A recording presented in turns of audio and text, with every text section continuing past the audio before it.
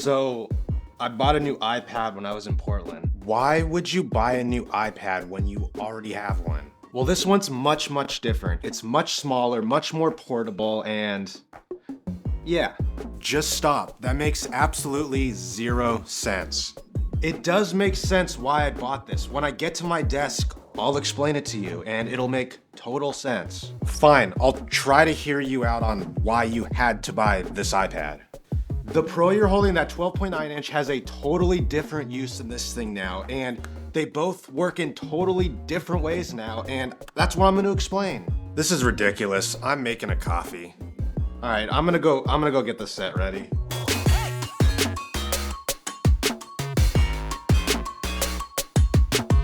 I've always never understood who this product was for or who needs this, but I gotta say, after having it for some time, I think I finally realized what it's best used for and how I use it in my everyday life now. So why did I buy this thing when I already have a 12.9 inch iPad Pro? Well, the reason is because I wanted something a little bit more portable. I wanted something I could throw in my bag, throw in my backpack.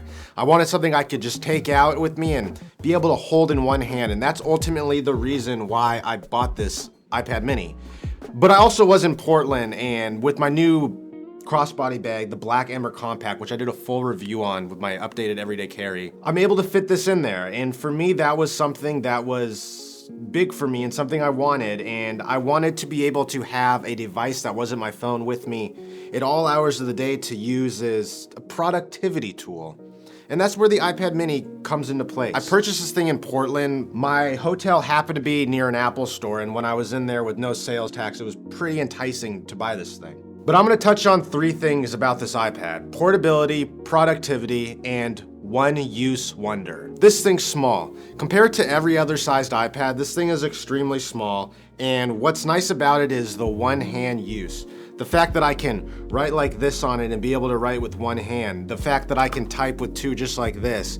The fact that it's this small and I can throw it literally in some of my pockets or just in my crossbody and be able to walk around with it and have it with me everywhere I go makes it nice. And it's not really so much an inconvenience having an iPad of a bigger size that you want for more portable reasons. So that's kind of the first use case for portability. Something I call is the lap test. My dad has an iPad mini, and he kind of told me there was this thing he noticed with it with his iPad mini, and he has 2 iPads as well, is when you're using it on your lap, you don't really notice you're using it. And I started to realize that when I was using it at the hotel in Portland when I first had it for like that first weekend, and it didn't really seem like I had something extra with me in hours at a time, and that was nice. Next up is productivity, and the fact that I can have the Apple Pencil with this thing. I have a Folio Smart Case with this thing in this cool dark cherry color. But the fact that I can use this thing with Notion, which is something I've really revamped and made ultimately like my hub for all things productivity. Notion on here is extremely nice, being able to have my to-do list on here and have it at a glance at all hours of the day, to have shortcuts on here to my Notion, to my calendars, to real ideas, to whatever it may be. Having that right here is very nice. Writing, I'm able to jump into this freeform app and be able just to write. And if it's storyboarding, I'm able to do that in here. I find journaling a lot more fun in here, being able to kind of do it with one hand with each thing and have it more on the go, and it gives you a feel like you're writing in a notepad. And this thing's really perfect for like really filmmaking. I've been able to shoot videos with this so far and this be my script and just have it like this and have it right under me or whatever, and it's just more of a portable way of doing it. Now, I talked about earlier how my iPad Pro 12.9 inch still has a use, and it's being used as the second screen for my computer. And in DaVinci Resolve, they give you a nice 2-screen option. And with the size of this 12.9 inch with my 16-inch MacBook Pro, it makes for the perfect companions for a side screen in DaVinci Resolve. And that's really what I'm using it for. As this has one use, which I'll get into the one use wonder in a little bit, my iPad Pro 12.9 inch has one use now, and I feel like I have 2 iPads, but I'm using them in 2 completely opposite ends of the spectrum. And then one use wonder. I always said with the iPad mini since the first one came out, I never really knew a use for it. I always said it was never for me, but as I've been using it and been able to use it in my everyday life and being able to throw it in my crossbody or my backpack when I leave for the morning and use it throughout the day at work, and when I get home and use it as like a to-do list. It keeps me off my phone in terms of checking Notion. It keeps me off my phone when it comes to storyboarding and all those things. It just keeps me away from my phone a lot more than I thought it would, which has been really nice. It also makes pre-production fun. I find a lot of fun being able to write and being able just to storyboard ideas. My entire drive home from Portland, I was able to storyboard ideas, just writing ideas down on here, which has been extremely nice. And it brings out a creativity ultimately. There's a creativity I'm able to have with this thing that I haven't been able to see with my other iPad. Now, I've been able to go through phases. I went through a phase where I was really into drawing and sketching, and the iPad Pro is absolutely perfect for that. It's absolutely perfect for a secondary screen for my MacBook. It's absolutely perfect for FaceTiming. It's perfect for really a lot of things, even if it's writing emails. But when I hit the road and I'm on the go, this thing is unbelievable. It's a lot easier to traveling with a 16-inch MacBook and something a lot smaller like this.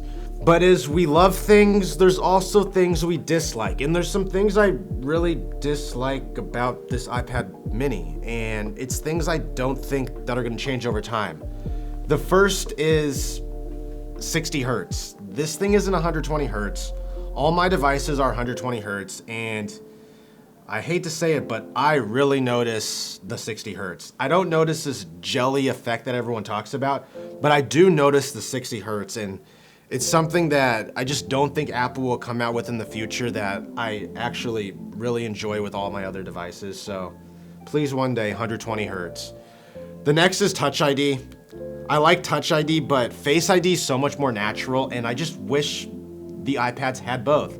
But I understand it's more technology, it's more hardware, more software that you have to put into these, and at the price this is at, it's not really worth putting in here. So I can live with Touch ID. As we hit summer and it's starting to get sunny outside here in Seattle, I want this thing to get a bit brighter. Right now the iPad mini hits 500 nits of brightness, and it's bright, but when it's sunny out here in Seattle and it's starting to get sunny, we're starting to hit those months of sunniness, and I wish it got brighter because I'm gonna be at coffee shops a lot more, I'm gonna be out and about a lot more, and I'm gonna be able to wanna really see what this screen has to offer and kind of the content I'm doing. So I do wish this thing got a little bit brighter when it comes to the nits of brightness. So like one day, maybe an iPad mini Pro?